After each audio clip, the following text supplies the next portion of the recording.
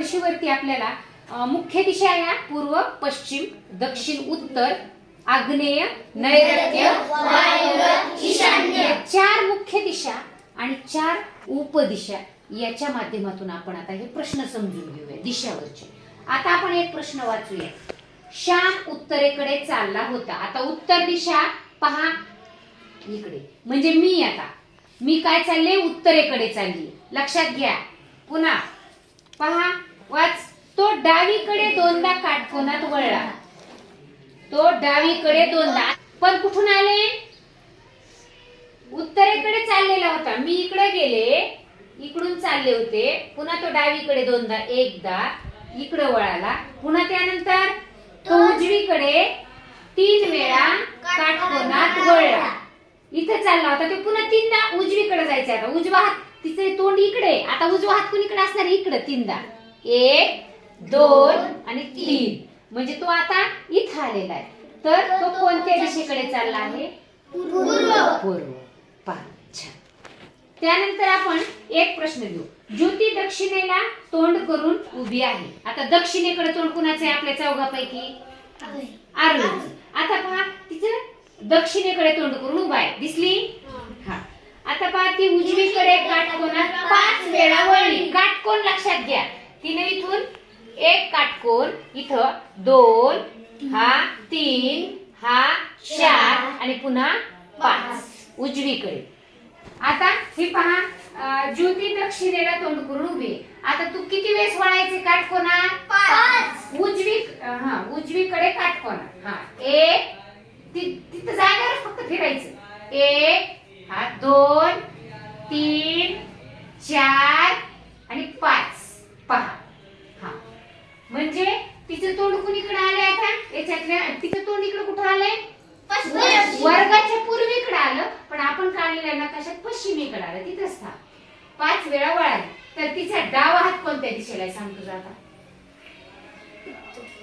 उत्तरेला आहे. बरोबर आहे तुला, ती वळालेली. बरोबर, बस काय, छान. पुढे आता बघू आपण. महेश ईशान्य दिशेला चालला होता. आता इथली ईशान्य दिशा बघू आपण. पहा, ईशान्य दिशेला महेश इथे चालला होता. कुणीकडे चालला होता, हा ईशान्येला. आता लक्षात घ्या. पुढं नंतर तो 135 अंश डावीकडे वळाला. आता तो इकडे चाललाय, म्हणजे डावा हात त्याचा इकडे, बरोबर आहे. मग आता डावीकडे तो 135 अंश, म्हणजे ही इथून एवढा किती अंश झाला, 45. आणि पुढं एवढा 90. 45 आणि 90 किती झाले, 135. म्हणजे तो आता इथं कुठे आला, मुख्य दिशावर कोणत्या, पश्चिमेकडे आला. व पुन्हा उजवीकडे 45 अंश वळाला. आता इथे पुन्हा उजवीकडे 45 म्हणजे इथं वळाला. एवढाच 45 आहे बघा.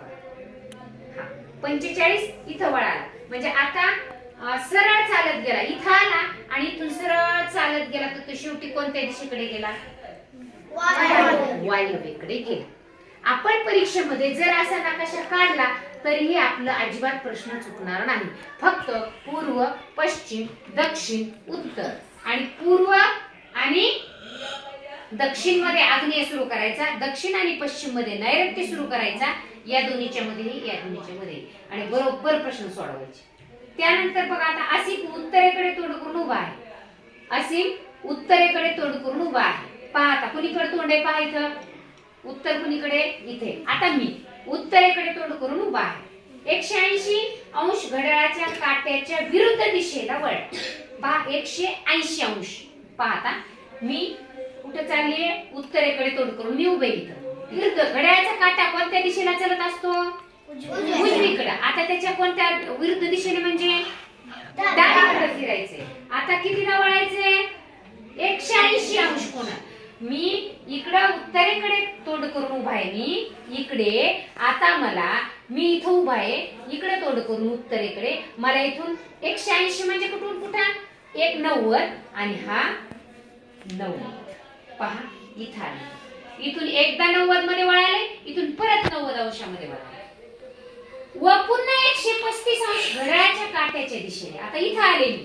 कुणीकडे तोंड आहे माझं आता, इकडं. बरोबर आहे, बरोबर आहे का. हा, आता परत वाचा. अंश घड्याळाच्या काट्याच्या दिशेने वळला. आता घड्याळाची काट्या कोणत्या दिशेने वळत असतो? उजव्या बाजूला. आता मी परत किती अंश वळणार आहे? 135 अंश. आता पहा, हे झाले 45. मी इथून इकडे आले 45 आणि 90. पहा, हे 90 आणि हे 45 म्हणजे कुठे आला? वायू. मला एकच सांगायचंय तुम्हाला की 90 अंश म्हणजे बरोबर एवढा काटकोन आला पाहिजे, हा एवढा. आणि 135 म्हणला की हे 90 अंश आणि हे एवढा अर्धा होतो, हा 45 अंश. मग जर तुम्हाला 135 सांगितलं की हे 90 आणि हे 45 म्हणजे 135 झाला. 180 सांगितलं तर किती वळायचं काटकोनात? दोनदा. हे 90 आणि हे 90 म्हणजे तुम्ही इथून एवढं वळात की 180 वळाल. बरोबर आहे का? 3दा काटकोनात वळालात म्हणजे 90 90 90 270 अंश आणि पूर्ण राऊंड फिरलात म्हणजे 360. ही आपल्याला दिशा यावरून जर आपण लक्षात घेतल्या, तिथे सुद्धा तुम्ही रफ काढलं तर तुम्हाला या दिशावरचे प्रश्न बिलकुल चुकणार. लक्षात आले?